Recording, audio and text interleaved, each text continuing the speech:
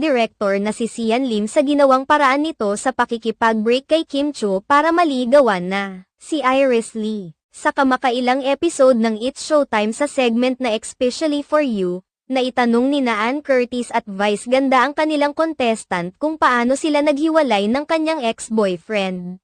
Dito na ibahagi ng kanilang contestant na nakipagkita sa kanya ang kanyang ex-boyfriend para lamang makipag-break sa kanya. Hindi naman napigilan ni Ann Curtis na maisiwalat na mas malala pa ang ginawa sa isa sa kanilang kakilala sa ginawa ng ex-boyfriend ng kanilang searcher. Dahil ang kakilala umano nila ay niyaya munang makipag-date, pinagluto pa ng steak, bago brinake. Bagamat hindi naman sinabi ni Ann Curtis na si Kim Chiu ang kanyang tinutukoy sa kanyang pahayag. Malakas naman ang pakiramdam ng maraming mga netizens na ito ang nangyari dahil nauna nang naging laman sa social media ang balitang bago nakipag-break si Sian Lim kay Kim